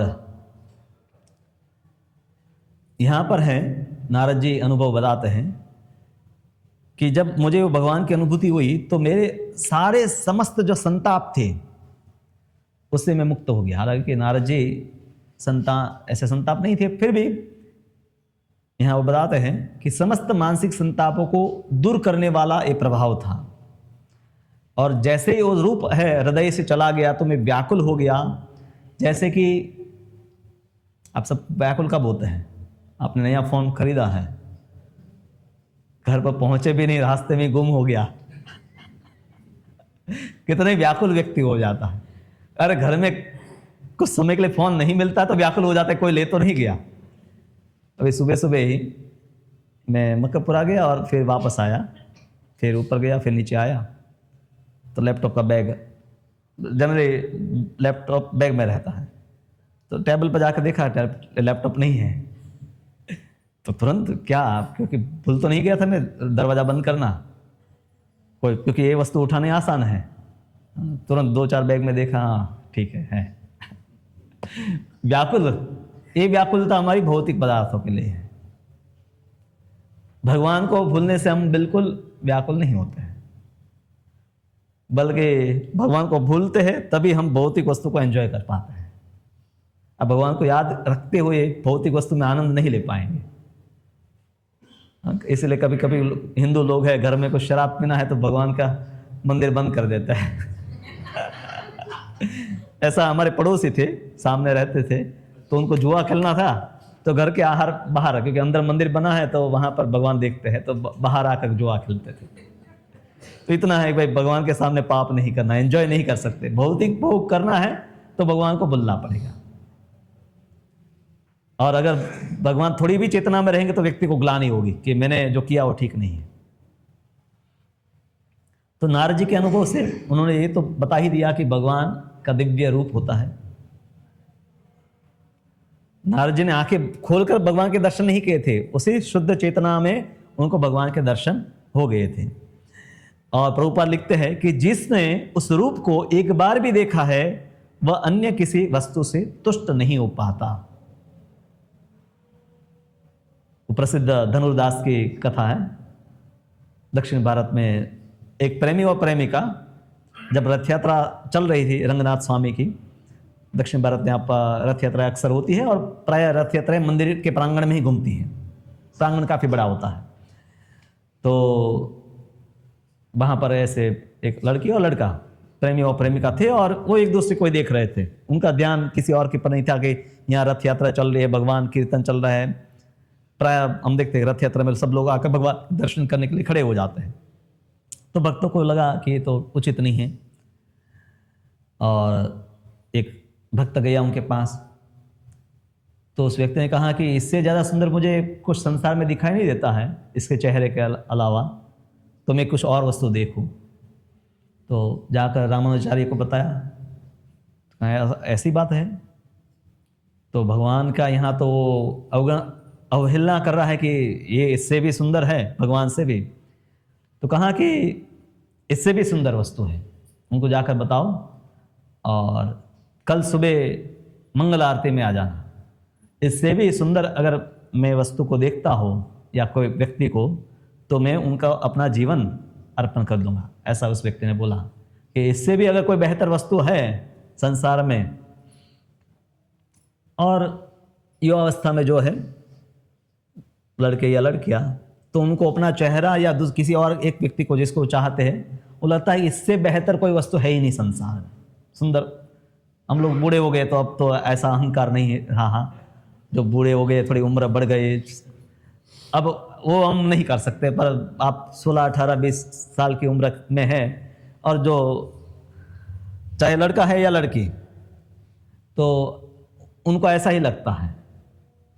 और फिर वो धनुदास आ गया मंगल आरती में उनकी प्रेमिका के साथ, और जब भगवान रंगनाथ के दर्शन खुले और व्यास रामाचार्य ने भगवान को विशेष प्रार्थना कही कि उनको आपके उस दिव्य रूप के दर्शन करवाइए ताकि आपसे आकर्षित हो जाए। अब ये महात्मा की कृपा है। सामान्य रूप से ऐसे रजोगुणी व्यक्ति को भगवान के दर्शन कभी नहीं होंगे। जैसे नारद भी थे, दासी पुत्र थे, और पहले कोई भक्ति का अभ्यास नहीं था, पर महात्मा की कृपा से वो स्तर को प्राप्त कर ली। तो यहाँ पर भी रामाचार्य की कृपा से भगवान ने अपने उस सुंदर रूप का दर्शन करवाया। रेणु कुणंतम अरविंद दलायताक्षम बरहावतम सम असित बुंद सुंदरांगम। तो उस घनश्याम रूप के दर्शन करके ही धनुदास कहे कि मैं आपका अभी से दास। अब तो कहा कि प्रेमिका को भी बोल दे तुम्हें भी इसकी सेवा करनी है तो रहो, मैं तो इन्हीं की सेवा करूँगा। हाँ, तो कहा कि जो आप करेंगे वो मैं करूँगा। पति पत्नी बाद में वो गृहस्थ बन गए और जीवन भर है रंगनाथ की सेवा की। बाद में भी घटना है कि रंगनाथ रामाचार्य उनको कई बार विशेष समय देकर उनके साथ बातें करते थे। तो कई लोगों को, उनके ब्रह्मचारी जो शिष्यगण हैं, उनको ईर्ष्या होने लगी कि गुरु महाराज हमें समय नहीं देते, इनको ज़्यादा समय देते हैं। फिर परीक्षा, रामाचार्य को जब ये बात ध्यान में आई तो परीक्षा वो करते हैं। रात में जाकर है साधुओं के जो कपड़े थे वो फाड़ देते हैं। तो दिन में वो सब साधु फिर एक दूसरे के ऊपर आक्षेप करते हैं, लड़ने लगते हैं। तो वो मामला तो वहाँ पूरा हो जाता है, किसी को पता नहीं चलता किसने क्या किया। फिर एक बार रात्रि में मीटिंग करते हैं रामाचार्य शिष्यों के साथ। कहा कि मठ में धन की कमी है और ये जो है परिवार, इनके पास सोने के आभूषण हैं, तो ऐसा करो रात में वो लोग सो जाते हैं तो लेकर आ जाओ। प्राय या तो लोग कान में पहन कर रखते हैं या तो कहीं ना कहीं बिस्तर इत्यादि नज़दीक में रखते हैं, या कई बार नींद में है तो वे कंगन इत्यादि निकालना आसान होता है, या नूपुर वगैरह। तो शिष्यों ने यही किया कि वो गए रात में और उसकी जो पत्नी जो सो रही थी तो उसके आभूषण निकालने लगे। करवट पर सो रही थी तो एक बाजू के सब निकाल लिए, कान के, पैर में जो थे कंगन इत्यादि। तो जैसे ही फिर उसने करवट बदली तो सब लोग चले गए। फिर रामाचार्य के पास आ गए, सब दिया। फिर रामाचार्य कहे अब मेरे साथ चलो, और उस कमरा ऐसा होगा कि उसकी खिड़की भी होगी, और क्या होता है तुम सुनो। फिर ये लोग जाग गए और फिर वो धनुदास अपनी पत्नी को, मतलब उसकी पत्नी बताती कि ऐसे हुआ है, तो पत्नी को डांटने लगा कि तुम्हें इस प्रकार से, देखिए मंदिर में कुछ ना कुछ तो कमी होगी, तो इसलिए हमें बताया नहीं गया है कि चोरी करनी पड़ रही है। पर तुम्हें कुछ ऐसी युक्ति करनी थी कि वो तुम्हारे सब गहने ले लेते तो अच्छा होता, क्योंकि सब कुछ तो भगवान की सेवा के लिए है। तो अगर हमारे कुछ आभूषण भगवान के काम में आए तो ये अच्छा होता। तो तुमने थोड़ा सावधानी से अभी हमें ये जो बचे हैं वो भी जाकर दान कर देना चाहिए। तो रामाचार्य फिर शिष्य को जब सुने तो उसको समझ में आ गया कि भगवान से रूप से जो आसक्त हो गया है भगवान की भक्ति से, तो उसको संसार की कोई दूसरे आकर्षण जो है आकर्षित नहीं कर सकते।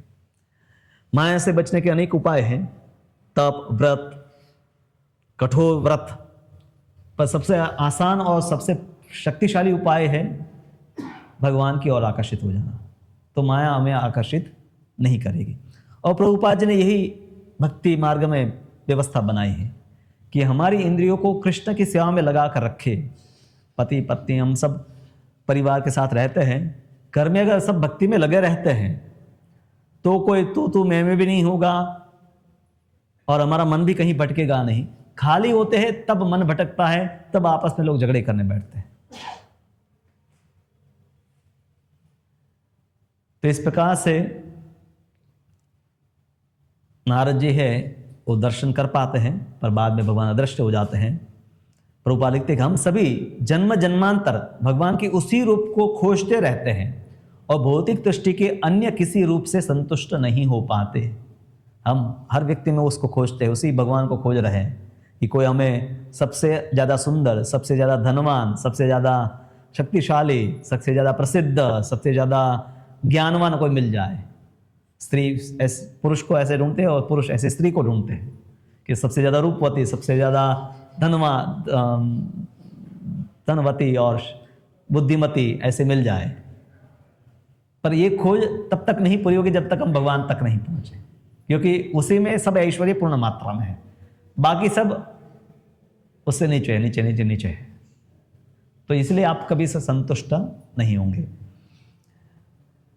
भगवान को पुनः मैं देखना चाहता था, फिर प्रयास किया, ध्यान लगाया कि शायद वापस प्राणायाम किया, ध्यान लगाया कि वापस भगवान प्रकट हो जाए हृदय में। कितने भी प्रयास मैंने किए, फिर वो छवि कभी प्रकट नहीं हुई। इससे मुझे और असंतुष्ट हो गया, असंतप्त हो गया कि ऐसा क्या मैंने कर दिया, कुछ अपराध कर दिया कि भगवान प्रकट हुए हृदय में, दर्शन हुए और चले गए। रूपा लिखते हैं कि यांत्रिक विधि से भगवान कभी भी देखे नहीं जा सकते। प्रसिद्ध घटना है ना, भक्ति सिद्धांत महाराज गांधर्विका गिरिधारी, मायापुर में चैतन्य गौड़ी मठ में भगवान के जो विग्रह है उनका नाम है गांधर्विका गिरिधारी। गांधर्विका राधा रानी का नाम है। तो उनके दर्शन एक दिन करने पहुंच गए। भक्ति सिद्धांत महाराज भी चश्मा पहनते थे, तो उस दिन वो चश्मा पहनना भूल गए और वो दर्शन कर रहे थे। उनके शिष्यों को लगा कि शायद गुरु महाराज को ठीक से दर्शन नहीं हो रहे हैं, तो कहा कि महाराज आपके गुरु महाराज आपके चश्मा हम ले आए ताकि आपको जो भी आज श्रृंगार हुआ है इसका ठीक से दर्शन हो पाए। तो भक्ति सिद्धांत महाराज वही कहते हैं कि भगवान को ये चश्मा लगाओ और ज़्यादा जो है गूगल साफ लगाओ, मैग्नीफाइंग ग्लास ले आओ। हाँ, तो ऐसा नहीं कि आपको एकदम चरण कमल एकदम हाई रेजोल्यूशन में दिखाई दे रहा है, तो ऐसे दर्शन संभव नहीं है। कभी कभी लोग जब राधाष्टमी आती है, साल में भी एक बार मंदिर नहीं आते हैं, एक बार भी श्रीमती राधा रानी का नाम नहीं लेते, वो भी आ जाते हैं दर्शन करने। पर इस प्रकार से दर्शन संभव होता तो अभी तक तो सभी शुद्ध भक्त बनने चाहिए, क्योंकि भगवान का जो दर्शन जो किया नारद जी ने, उनकी व्यथा, उनकी स्थिति हम देख सकते हैं। हाँ? तो यांत्रिक विधि जो है वो कभी काम नहीं करती है। और वो दर्शन ऐसे हैं, सूर्य स्वेच्छा से ही उदय होता है। अभी ठंडी है, 1 घंटा पहले सूर्य आ जाए, कोहरा है, हम कहें दिल्ली में बहुत कोहरा होता है, एक्सीडेंट होता है कि सूर्य जल्दी आ जाए, तो नहीं आएगा। अब उसको जब आना है तब आप उसको रोक नहीं सकते। उसी प्रकार से भगवान जब चाहे तब कोई भी संसार की शक्ति आपको उनके दर्शन से रोक नहीं पाएगी। तो यांत्रिक विधि की जगह पर आध्यात्मिक विधि को अपनानी पड़ेगी हमें। यांत्रिक विधि से काम नहीं होगा। तो उस एकांत स्थान में उन्होंने बहुत प्रयास किया। वापस ध्यान लगाना, वापस प्राणायाम करने का। और वो दुखी हो गए तो उस दुख को दूर करने के लिए भगवान ने अब उस प्रकार से नहीं पर दूसरे प्रकार से उनको दर्शन दिए, वाणी से। एक तो उनकी शुद्ध हृदय में वो प्रकट हुए भगवान, तब वो उनके रूप को, दिव्य रूप को देख पाते। शंख चक्र गदा पद्म इत्यादि सब धारण किए हैं भगवान ने, कौस्तुभ इत्यादि सब धारण किए हैं, घनश्याम वर्ण है। अब भगवान की वाणी उनको सुनाई दी। भगवान की वाणी या उनका दर्शन, उसमें कोई अंतर नहीं है। यहां है अगोचर गिराम गंभीर लक्षणया, वो अगोचर वाणी थी, वो मतलब भौतिकता से परे थी, गंभीर वाणी थी। भगवान की वाणी गंभीर होती है, लक्षणया कर्णप्रिय थी, और वो दुखों को दूर करने वाली थी, सुख प्रदान करने वाली थी। प्रभुपाद कहते हैं कि भक्ति में कोई अंतर नहीं है। आप कृष्ण के बारे में सुनते हैं, आपको कहता है कि भगवान के क्या आपने दर्शन किए हैं, तो कहा कि हर रोज हम करते हैं। जब हरे कृष्ण मंत्र जप करें तो क्या है, दर्शन ही तो हो रहे हैं भगवान के। आप क्यों मानते हैं कि भगवान के दर्शन आंखों से होते हैं? क्या भगवान इतने मर्यादित है कि एक ही इंद्रियों से अनुभव किए जा सकते हैं? नहीं, भगवान तो अनंत है, तो सभी इंद्रियों से भी उसका अनुभव करना पर्याप्त नहीं है। और इसीलिए रूप गोस्वामी कहते हैं कि मेरे तो लाखों जीवा है और करोड़ों कान हो, तब जाकर ये हरे कृष्ण शब्द द्वयम जो है, वर्ण द्वयम कृष्ण, इसका आस्वादन मैं कर सकता हूं। तो पांचों इंद्रियों से, छठा मन, सभी से भगवान की अनुभूति संभव है। तो वैदिक भक्ति में व्यक्ति को इसी प्रकार से अभ्यास करना चाहिए कि श्रवण करे, और भगवान की वाणी, भगवद गीता और भगवान के बारे में वाणी है वो भागवत है। तो इसलिए हर रोज कोई भगवद गीता पढ़ता है, भागवत सुनता है, तो भगवान का अनुभव कर रहा है कानों से। और उसका प्रभाव है कि जो सुनता है उसकी चेतना दिव्य अवस्था में रहती है, और चेतना विचलित हो जाती है जब हम सुनना बंद कर देते हैं। प्रभाव तुरंत आप देख सकते हैं कि जैसे भगवान की वाणी सुनी तो प्रभाव रहा, आप चेतना आप देखे उस समय आप कहीं नहीं जाएगी। तो भगवान है जिस पर यह कृपा प्रदान की जाती है, वह उनको सुन सकता है। तो यहाँ पर भगवान की विशेष कृपा थी कि नारद जी उनको सुन पाए, और भगवान ने उनको क्या बोला, हंतस्मिन् जन्मनि भवान माम माम द्रष्टुम अर्हति अविपक्व कषायाणम दुदर्शो अहम कुयोगी नाम। भगवान तो सामान्य रूप से बता रहे कि जो भक्ति में पूर्ण नहीं है, जो बहुत ही कलमश से ग्रस्त है, वो भगवान को देख नहीं पाते हैं। भगवान नारद जी ने तो उनके दर्शन कर लिए थे। तो हे नारद, मुझे खेद है कि तुम इस जीवन काल में अब मेरे दर्शन नहीं कर पाओगे। जिनकी सेवा पूर्ण है, जो समस्त भौतिक कलमश से पूर्ण रूप से मुक्त नहीं है, वे मुश्किल से ही मुझे देख पाते हैं।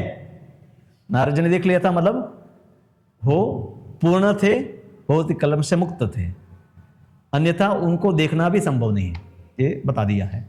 तो वो दूसरा वाक्य नारद जी के लिए नहीं है, पर भगवान चेतावनी देते हैं कि वो व्यक्ति नहीं देख सकते हैं जो अप्रौढ़ है, अपरिपक्व नहीं है, भौतिक कलमश से ग्रस्त है और कुयोगी है, अपनी सेवा में पूर्ण नहीं है। सुयोगी एक है और एक है कुयोगी, तो वो मेरा दर्शन नहीं कर पाएंगे। पर यहाँ पर भगवान फिर भी वाणी से उनको संग दे रहे थे। तो प्रभुपाद लिखते हैं कि मनुष्य को समस्त भौतिक आसक्ति से रहित होना चाहिए और अध्यात्म धरातल पर स्थित होना चाहिए, तभी भगवान के सानिध्य का अनुभव कर सकता है। लोहे को भी अग्नि बनना पड़ेगा, तब अग्नि की अनुभूति अग्नि जैसा ही बन जाता है। अग्नि में वो रहता है तो अग्नि जैसा ही बन गया, फिर लोहे का गुण उसमें नहीं रह जाता है। तो उसी प्रकार से संग से है, उसमें भौतिकता के गुण हैं दूर हो जाते हैं, आध्यात्मिक गुण आ जाते हैं। और प्रभुपाद जी कहते हैं इसीलिए नए नए जो भक्त हैं उनको पहले वाणी, और वाणी से जब सेवा करें, बाद में विग्रह की सेवा इत्यादि में उसको लगाना चाहे। पहले वाणी से पहले सुने, फिर उसके संस्कार बने, और फिर वो जीवन में नियमित हो जाए, फिर विग्रह की सेवा करे, उस प्रकार से उसका मन लगे, और इस प्रकार से धीरे धीरे उसकी आध्यात्मिक उन्नति होगी। और भगवत दर्शन, भगवत अनुभूति उसके लिए संभव हो जाती है। फिर नारद जी को कहते हैं, हे निष्पाप पुरुष, तुमने मुझे केवल एक बार देखा है और यह मेरे प्रति तुम्हारी इच्छा को उत्कट बनाने के लिए है। ये बात इवन भगवान है गोपियों को भी कहते हैं कि मैं क्यों रासलीला से अदृश्य हो गया, जिससे तुम्हारी उत्कंठा मेरे लिए और प्रबल हो जाए। और ऐसी प्रबल जब उनकी उत्कंठा हो जाती है, बाद में रासलीला होती है, जो अभी हम सुबह भागवत कक्षा में है, चर्चा चल रही है, वही 32वां अध्याय 33वां अध्याय चल रहा है। सकृत यद दर्शितम रूपम एतद कामाय ते अनग मत काम शनके साधु सर्वान मुंचति हत्स्या। तो एक बार मेरे दर्शन मात्र से उस साधु लालायित हो जाता है, इतना पर्याप्त है, इस जीवन के लिए इतना ही पर्याप्त है। वो लालसा भी तुम्हारी दूर नहीं होगी, तुम हमेशा लालायित रहोगी। तो प्रभुपाद यहाँ लिखते हैं कि यही जीव की पहचान को हमेशा इच्छा करता है, और उस इच्छा को भगवान के लिए करे तो भगवान को पा लेता है, और विषयों को करता है तो विषयों को प्राप्त करता है। जीव हमेशा इच्छा करता रहता है। जब वह भगवत सेवा के लिए सोचता है, अनुभव करता है, इच्छा करता है, तब वह धीरे धीरे समस्त बंधन से मुक्त हो जाता है। तो इसलिए भक्तों को हम कहते हैं कि आप नाम जप के साथ साथ अन्य कई प्रकार की सेवाओं में जुड़े, तो थिंकिंग, फीलिंग और विलिंग, ये तीनों भगवान के लिए होगा। अभी हमारे घर मकान बनाना है, कपड़े खरीदने हैं, तो थिंकिंग, फीलिंग, विलिंग, या हम कुछ खाते हैं तो भौतिक वस्तुओं के लिए तो ये सब करते हैं, पर भगवान के लिए तीनों वस्तु होने लगेगी तो बहुत जल्दी से इंद्रियों का शुद्धिकरण हो जाएगा। तो इसलिए ये अनुभव थोड़ा अलग है। हाँ, कभी कभी भक्त के लिए थोड़ा असमंजस हो जाता है, नाम जप करता है पर सेवा याद आती है। पर यह भी स्वाभाविक है कि आप कर रहे हैं तो याद आएगा ही, कभी भी याद आ सकता है। हाँ, और ऐसा स्मरण हो, थिंकिंग में वो आएगा ही, इच्छाओं में भी आएगा ही, अनुभव में भी आएगा ही। हम वो मैकेनिकल पूरे नहीं है कि बस मंत्र जप कर रहे तो कहीं कभी कुछ और वस्तु याद आ ही नहीं सकती है। शुद्ध भक्त भी है, भगवान का नाम जप करे, उनको स्वतः कोई भगवान की लीला का स्मरण होता है, पर क्योंकि उनका चेतना शुद्ध हो चुका है तो इसके लिए उनके लिए नाम जप या लीला का स्मरण, उसमें कोई अंतर नहीं है। हमारा मन भगवान का लीला और फिर वहाँ से अगर फिर और कोई विषय पर भी चला जाता है। तो इसलिए अगर नाम जप के बाद आपका निरंतर लीला का स्मरण चलता है, स्वाभाविक रूप से वो स्थिति तो नहीं है, विषयों में मन चला जाता है, मतलब इसलिए हम कृत्रिम रूप से प्रयास कर रहे हैं। इसलिए प्रभुपाद कहते हैं कि सुनने पर ध्यान दो। श्रवण जब अच्छा होगा तब कीर्तन भी अच्छा होगा। नाम, रूप, गुण और लीला, तो पहले नाम, फिर रूप, फिर गुण, लीला, परिकर इत्यादि की अनुभूति होगी। इसलिए पहले नाम अच्छी तरह से लो। तो भगवान यहाँ नारद जी को आश्वासन देकर, उस वाणी भी अगोचर थी, सुनना बंद कर दिए, सुनना बंद हो गई। और फिर नारद जी है वो समझे सत्सेवया, मैंने उस परम सत्य की सेवा की, या दूसरा अर्थ है साधु की सेवा। सत्सेवा का दोनों अर्थ है, सत्संग का भी दोनों अर्थ है, साधु का संग या भगवान का संग। क्योंकि भगवद गीता में बताया ना कि सत शब्द दोनों के लिए प्रयोग होता है, साधुओं के लिए भी प्रयोग होता है। ओम तत्सत जो शब्द की व्याख्या भगवद गीता में की गई है, तो सत शब्द दोनों को इंगित करता है। तो भगवान ने उनको आश्वासन दिया कि तुम्हारी ये सत्संग से अब मेरे में जो बुद्धि है दृढ़ हो चुकी है, और तुम है इसके फल स्वरूप इस भौतिक जगत को त्याग करके मत जनताम गंता मत जनताम असी, मेरे पार्षद बन जाओगे। जनता मेरे जैसे लोग, मेरे जो लोग हैं उसी प्रकार से तुम बन जाओगे। तो प्रभुपाद यहाँ लिखते हैं कि प्रशिक्षण से भले ही वह कुछ दिनों का ही क्यों न हो, नव जिज्ञासु भक्त को ऐसी दिव्य सेवा की बुद्धि प्राप्त हो जाती है। तो आध्यात्मिक गुरु के द्वारा प्रशिक्षण, ऐसे कुछ गुरु महाराज, प्रभुपाद तो अपने समय में कुछ भक्तों को हमेशा रखते थे, एवं गृहस्थ भक्त भी उनके साथ रहते थे कि गुरु के सानिध्य में भक्त है कुछ समय के लिए प्रशिक्षण प्राप्त करे। ऐसा प्रशिक्षण भले कुछ समय का है पर जीवन के लिए पर्याप्त है उसको भक्ति में बनाए रखने के लिए। तो इसलिए हमारे गुरु महाराज बाहर देते भी हैं कि जो विवाहित नहीं है, ऐसे युवक है, मंदिर में कुछ समय आकर सेवा में जुड़े, प्रशिक्षित हो, बाद में गृहस्थ आश्रम में भी प्रवेश करेंगे तो वो प्रशिक्षण उनको है भक्ति में आगे बढ़ने के लिए मदद करेगा। तो प्रभुपाद ये लिखते हैं कि नवजिज्ञासु भी है, उनको भी अगर ऐसा प्रशिक्षण दिया जाए तो वो सेवा में उसकी बुद्धि लग जाती है।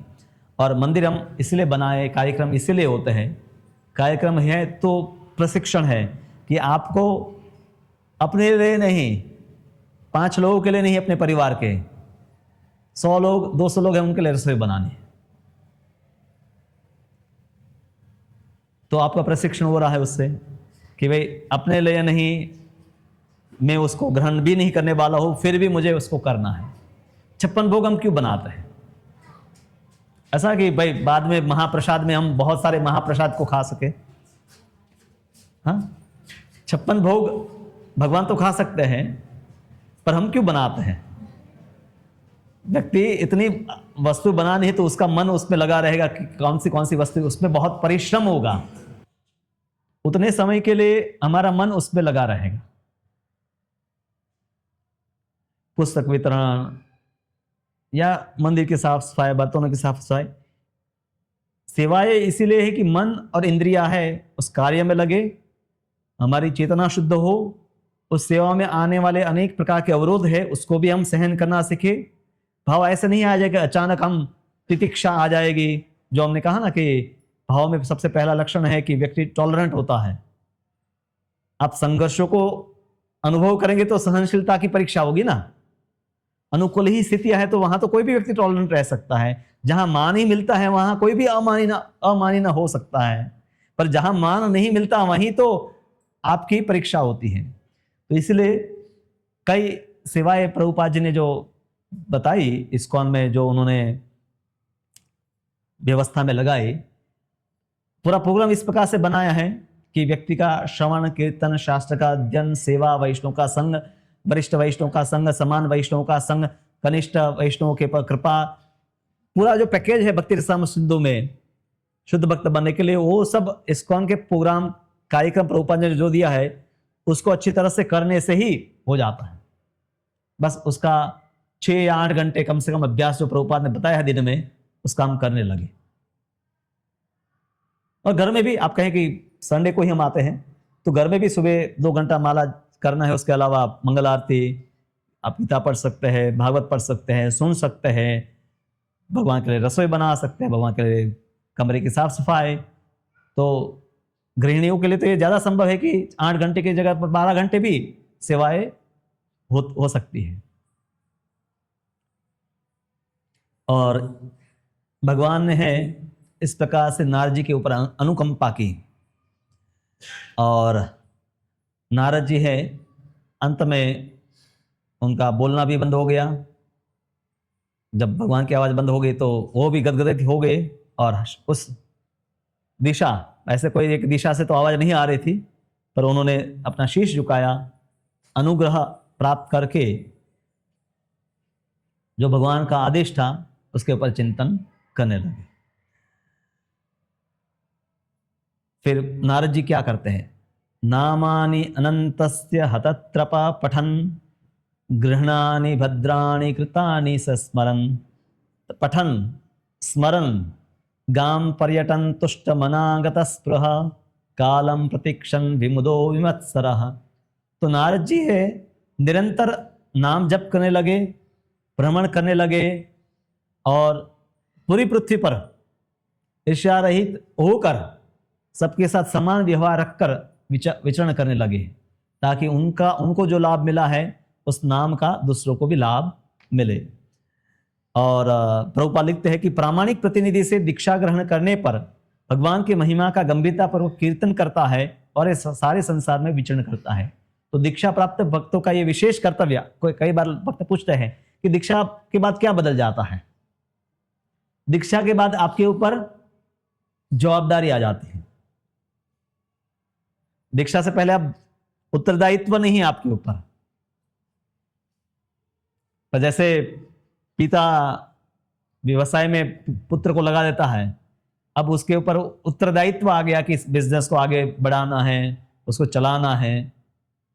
जब पढ़ाई करता है तो ऐसा जवाबदारी नहीं होता है, वाह, फिर वो पढ़ रहा है, अपना आप कर रहा है, पर फिर वो जवाबदारी लेता है। तो उसी प्रकार से शिष्य का कार्य है कि गुरु से वो उत्तरदायित्व लेकर उसका वहन करे। और इसलिए हमारे प्रभुपाद के एक शिष्य ने पुस्तक लिखी है जिसका नाम है, पुस्तक वितरण के ऊपर पुस्तक, आवर फैमिली बिजनेस। पुस्तक वितरण है वो क्या, इस्कॉन का पारिवारिक व्यवसाय है, खानदानी व्यवसाय। वो होता है भाई, टाटा है, अंबानी, अदानी, खानदानी, भाई हमारा पुरखों से चला आ रहा है सोने का व्यापार। तो इस्कॉन में जो भक्त है उनका खानदानी व्यवसाय क्या है, पुस्तकों का वितरण, और कोई वितरण नहीं। और सब वस्तुएं तो ठीक है हम करते हैं, कई बार स्टॉल में रखते हैं, वो सब लोगों को अट्रैक्ट करने के लिए है, अगरबत्ती रख दिया या और कुछ रख दिया, ठीक है, लोग टेबल पर आए। पर पुस्तक वितरण है वो हमारा व्यवसाय है। तो नारद जी जो है इस प्रकार से है, व्यासदेव को कहते हैं कि मैं कृष्ण मते है, कृष्ण का पूरी तरह से चिंतन करने लगा और समस्त कलमश से मुक्त हो गया, और यथा समय पर मेरी मृत्यु हो गई। जिस प्रकार से बिजली गिरती है या बिजली जब होती है तो अंधकार दूर हो जाता है, दोनों एक साथ होता है, प्रकाश भी होता है, अंधकार दूर हो जाता है।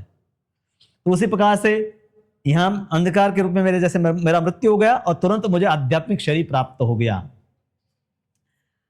यहां पर प्रभुपाद बहुत अच्छा एक वाक्य कहते हैं, जिस प्रकार किसी धनी व्यक्ति छोटी छोटी चीजों की परवाह नहीं करता है, उसी प्रकार से भगवान कृष्ण का भक्त छोटी छोटी वस्तुएं, ये जीवन को हम बड़ा करना चाहते हैं, जीवन में बहुत कुछ इकट्ठा करना, ये सब छोटी छोटी वस्तुएं हैं, इसके ऊपर ध्यान नहीं देता है। वो शाश्वत वस्तु है उसकी अभिलाषा करता है। ऐसा बोला जाता ना, क्या मुकेश अंबानी है, उसका लाख रुपया भी गिर जाए तो उठाएगा नहीं, कि उठाने में उसको जितना समय लगता है ना उतना वो कमा लेता है, उससे भी ज्यादा कमा लेता है। मतलब उस सेकंड में उतना वो कमाता है कि वो उतना समय अपना वहां बर्बाद नहीं करेगा। बहुत ही उदाहरण है कि हर व्यक्ति के समय की कीमत है, पर धनवान व्यक्ति को लगता है कि मेरा समय बहुत कीमती है। जैसे डॉक्टर का समय अगर 5 मिनट मतलब कम से 500,000 रुपया वो लेगा, हाँ, तो हर व्यक्ति के समय की कीमत है। मजदूर है तो 8 घंटा काम करेगा तब 500 रुपया लेता है। डॉक्टर एक साइन करेगा, प्रेस्क्रिप्शन लेगा, 500 रुपया लेगा। कोई बड़ा कंसल्टेंट है, कोई बड़ा व्यक्ति है तो 1 घंटा 2 घंटे के लिए आने के लिए भी 10-20 लाख रुपए लेते हैं। सुप्रीम कोर्ट में वकील है, इस्कॉन का भी हमने वकील रखे हुए हैं, एक बार जाने का 20 लाख रुपया लेते हैं, एक बार कोर्ट में जाने का। पर इससे भी ज्यादा हमारा समय कीमती है।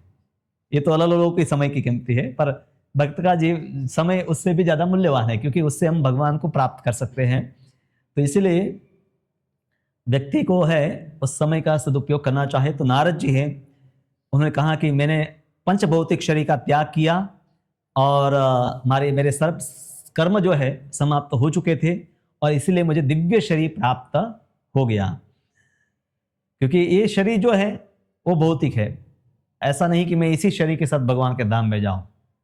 ये हमारी क्योंकि पहचान भी है भौतिक है, इसको बनाए रखने का कोई अर्थ नहीं है। तो कल्प का अंत हुआ, ब्रह्मा जी का रात्रि जब हुआ तो सभी लोग ब्रह्मा जी तक है, जो गर्भोदकशाही विष्णु है उसके उदर में है, चले जाते हैं। तो सबने उस पर प्रवेश किया, मैंने भी उस पर प्रवेश किया। और फिर ब्रह्मा जी का सृष्टि जब होता है, वापस दूसरे दिन वापस ब्रह्मा जी सृष्टि करते हैं, तो मेरा भी वहां प्रागट्य हुआ ब्रह्मा जी के मानस पुत्र के रूप में। तो तब से मैं है भगवान की कृपा से तीनों लोक में और आध्यात्मिक लोक में भी है बिना रोक टोक के विचरण कर सकता हूं। प्रभुपाद कहते हैं पूरी स्वतंत्रता सिर्फ भगवान के भक्तों को मिली है, बाकी सबको भगवान ने क्या कर रखा है, बांध कर रखा है।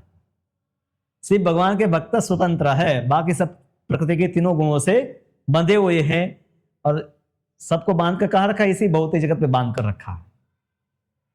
जैसे कैदियों को सरकार ने बांध कर रखा है जेल में, वो स्वतंत्र नहीं है। उसी प्रकार से हम सब यहाँ बंधे हुए हैं। और भगवान का भक्त जो है, अब देखिए कलेक्टर कमिश्नर सब जगह जा सकते हैं, सब जगह जेल में भी जा सकते हैं, जेल के बाहर भी घूम सकते हैं। उस प्रकार से भगवत भक्त है, वो सब जगह भ्रमण कर सकता है। और उसका भ्रमण करने का एक ही उद्देश्य है, हर जगह जाकर भगवान के नाम का कीर्तन करना। हरे कृष्णा कृष्ण कृष्ण हरे हरे, हरे राम राम राम हरे हरे। तो भगवान ने नारद जी को वीणा भी प्रदान की। देवदत्ताम इमाम वीणाम, नारद जी की जो वीणा है, स्वर ब्रह्मम विभूषिताम, तो नारद जी की वीणा से जो स्वर निकलता है, ऐसा किसी को लगता है कि वो भी सरेगम पदनिसा है, पर वो आध्यात्मिक ध्वनि है। और प्रभुपाद जी कहते हैं कि हकीकत में वर्तमान में भी जो संगीत लोग सीखते हैं, उनको भी अपने संगीत का प्रयोग भगवान के गुणगान में करना चाहे, तब वो आध्यात्मिक ध्वनि बन जाएगी, उसका प्रभाव आध्यात्मिक होगा। और इसीलिए हम कहते हैं कि भगवान के भक्तों से कीर्तन सुनो तो उसका आध्यात्मिक प्रभाव होगा। तो नारद जी के पास जो वीणा है भगवान के द्वारा ही दी गई है, और इसी से नारद जी भगवान के गुणगान तीनों लोक में गाते हैं। और प्रभुपाद लिखते हैं कि श्रील प्रभुपाद नारद जी के पद चिन्हों पर चलते हुए हमें सप्त स्वर जो है सरे गम पदनी सा, तो ये षड्ज जो है उसको भगवान की सेवा में लगाना चाहिए। और भगवान की मैं लीला का हर जगह पर कीर्तन करता हूँ।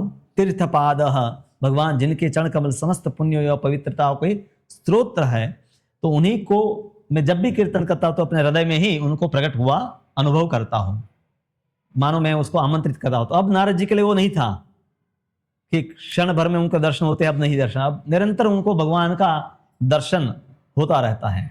प्रभुपाद लिखते हैं, जो ही शुद्ध भक्त उनके नाम रूप लीलाओं का श्रवण और कीर्तन तथा स्मरण रूपी शुद्ध भक्ति में लग जाता है, त्यों ही भगवान आध्यात्मिक दृष्टि पटल द्वारा शुद्ध भक्त के हृदय रूपी दर्पण पर अपना प्रतिबिंब उसकी दिव्य आंखों के सामने दिखलाते हैं। जैसे हम देखते हैं टेलीविजन, तो एक दृश्य कहीं हुआ, अब वो टेलीविजन भी एक पटल है जिसके ऊपर वो दृश्य आ रहा है। उसी प्रकार से हमारा हृदय मनस पटल उसको कहते हैं, पर यहाँ शुद्ध मन की बात है, तो उस मनस पटल पर भगवान का आविर्भाव होता है। इसलिए किसी की आंखें है कमजोर है, इससे कोई फर्क नहीं पड़ता, भगवान के दर्शन में इससे कोई बाधा नहीं आएगी। हाँ? तो ये दिव्य अनुभूति है। और फिर आगे उन्होंने बताया कि यह मेरा निजी अनुभव है। अब क्योंकि ये पूरी कथा कहने का उद्देश्य क्या था, क्यों नारद जी अपनी कथा कह रहे थे अपने शिष्य को? व्यास जी ने बहुत कुछ लिखा कि जो लोगों को विषयों में धर्म के अनुसार, धर्म अर्थ काम मोक्ष इत्यादि बातों के बारे में उन्होंने महाभारत 18 पुराण इत्यादि लिखा, 4 वेद लिखे। अब वो बताना चाहते थे कि भक्ति इतनी उत्कृष्ट है कि इन सबसे भी व्यक्ति का मन ऊपर उठ जाएगा। तो कहा कि आतुर चित्ता नाम, जब भक्ति व्यक्ति करता है तो उसका चित्त भगवान के लिए आतुर हो जाता है। और ये मैंने स्वयं अनुभव किया है, और इसीलिए मैं अपने अनुभव से बताता हूँ कि भक्ति वेदांतों का संग मुझे प्राप्त हुआ। उसी प्रकार से तुम ऐसी कथाओं लिखो जिसमें भागवतों की बातें हो, भक्तों की बातें हो। इसलिए इसका नाम भी दिया भागवत पुराण। भगवत पुराण नहीं है, भगवत मतलब भगवान, भागवत मतलब भगवान से संबंधित, तो ये भागवत पुराण है। और इससे क्या होगा, हरिचर्यानु अनुवर्णनम, कि भगवान के कार्यकलापों का व्यक्ति निरंतर गुणगान करता है और उसी अज्ञान रूपी संसार को पार कर लेता है। प्रभुपाद कहते हैं बात इतनी सी है कि केवल विषय वस्तु बदलने की जरूरत है, न तो किसी जीव को सोचने से रुकना है, न अनुभव करने से रुकना है, न चाहने से रुकना है, उसको अपना केंद्र बदलना है। ऐसा नहीं कहते कि आप विचार करना बंद कर दो, खाना बंद कर दो, आंखें बंद कर दो। केंद्र कृष्ण आप बना दीजिए हर वस्तु का। आपका व्यवसाय है, उससे धन प्राप्त करते हैं, उसको कृष्ण की सेवा में लगाए। आपके पास कोई भी अच्छी स्किल है, उनको कृष्ण की सेवा में लगाए, तो उससे व्यक्ति है वो परम सुख को प्राप्त करता है। तो इस प्रकार से नारद जी है भगवान और चेतावनी भी देते हैं कि यम योग, इस सब से काम और लोभ है कुछ समय के लिए कम हो जाता है, पर भक्ति मात्रा से ही व्यक्ति है वो पूरा शांत होता है। तथा आत्मा अद्दा न शाम्यति, जिस प्रकार से भक्ति व्यक्ति को है संतुष्ट करती है, उस प्रकार से योग यम नियम इत्यादि नहीं कर पाते हैं, जो नारद जी ने व्यासदेव ने बहुत सारे वर्णन किए थे। तो प्रभुपाद है उदाहरण देते हैं विश्वामित्र और ठाकुर हरिदास का, कि दोनों के सामने माया की परीक्षा आई, विश्वामित्र हार गए, पर ना ठाकुर हरिदास है विचलित नहीं हुए, क्योंकि उनका मन कृष्ण में पूरा लगा हुआ था। जब दिव्य भक्ति में किसी अन्य गौण पद्धति को मिलाई जाती है, तब वो दिव्य नहीं रह जाती, तब वो मिश्रित भक्ति होती है।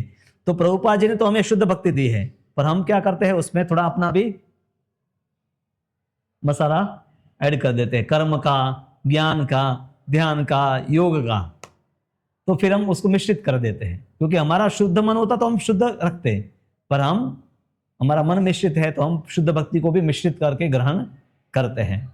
तो व्यासदेव को कहा कि इसी प्रकार से आपने जो पूछा उस प्रकार से मैंने बताया, और ये सब बात करके नारद जी वही वीणा जो है, स्वर ब्रह्म वीणा जो है, उसको बजाते बजाते भगवान का नाम लेते रहते, हरे कृष्णा कृष्ण कृष्ण हरे हरे, हरे राम राम राम हरे हरे। तो विचरण करने लगे।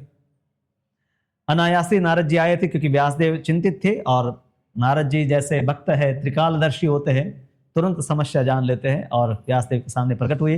व्यासदेव स्वयं भगवान के अवतार है, पर यहाँ पर क्योंकि वो उस भूमिका में है जहाँ पर व्यासदेव नारद जी के शिष्य है, तो और ये बात है, नारद जी स्वयं व्यासदेव को कहते हैं कि आप स्वयं भगवान के अवतार हैं, तो मुझे आपको ये बताने की जरूरत नहीं है, फिर भी मैं आपको बता रहा हूँ एक गुरु के रूप में।